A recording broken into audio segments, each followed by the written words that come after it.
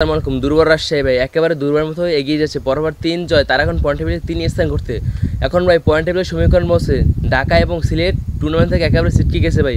চিটাগং ভাই পরপর 9টা ম্যাচ খেলে তারা 5টা ম্যাচ জিতেছে। আর দেখুন ভাই এখানে দেখুন পয়েন্ট টেবিলে এখন ভাই কোয়ালিফাই কেমন হবে।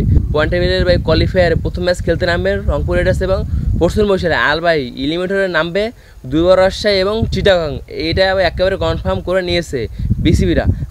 আর দেখুন সিলেট আর ঢাকা বাদ পড়ে গেছে। আর দেখুন ঢাকার অনেকটা কোয়ালিফাই খেলার সমীকরণ ছিল, কিন্তু দেখুন দুর্বার রাজশাহী টানা বা 3টে ম্যাচ জিতে ঢাকার ঘুম একেবারে হারাম করে দিয়েছে। তারপর দেখুন সিলেটেরও কোয়ালিফাই খেলার ধারণা ছিল, কিন্তু দেখুন দুর্বার রাজশাহীর জন্য কতটা বড় সমস্যা হয়ে গেল দুইটা টিমেরই। আর দেখুন খুলনা টাইগার্সও কোয়ালিফাই খেলার কোনো ধারণা নেই। তারা ভাই 10টা ম্যাচ খেলে তারা 5টা ম্যাচ জিতেছে। তাদের এখান থেকে একেবারে কোয়ালিফাই খেলার চিন্তা একেবারে ফেলে দিতে হবে ভাই।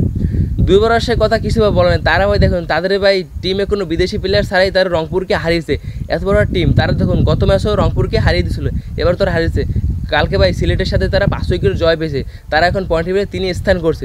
সাইফুদ্দিনের কথা না বলেই পারছেন, সাইফুদ্দিন একটা অপরিচিত ক্রিকেটার আমি বলতে পারি। দেখুন তিনি দেখুন জাতীয় দলে ভালো করে সুযোগ পায় না। তিনি ভাই দেখুন রংপুর রাইডার্সের হয়ে 31 বলে 52 রানের ইনিংস খেলেছে তার দলকে জেতানোর জন্য, কিন্তু দেখুন তার ভাই 52 রানের ইনিংসটা কাজে দিল না। মাত্র 2 রানের জন্য দুর্বার রাজশাহীর বিপক্ষে হেরে গেল। খুলনা টাইগার্স আর ফোর্থ সেমিফাইনালে আজকে ম্যাচ আসি। দেখুন ভাই কীভাবে ভাই ম্যাচ হবে, কন্টেন্স হয়েছে। এত যে কন্টেন্স হবে ভাই আমরা জীবনে ভাবতে পারি।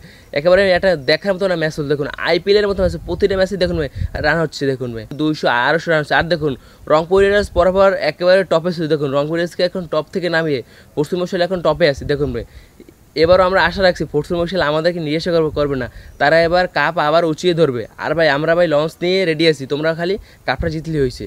ভিডিও যদি ভালো লাগে তাহলে চ্যানেলটা সাবস্ক্রাইব করে পাশে থাকুন। ধন্যবাদ।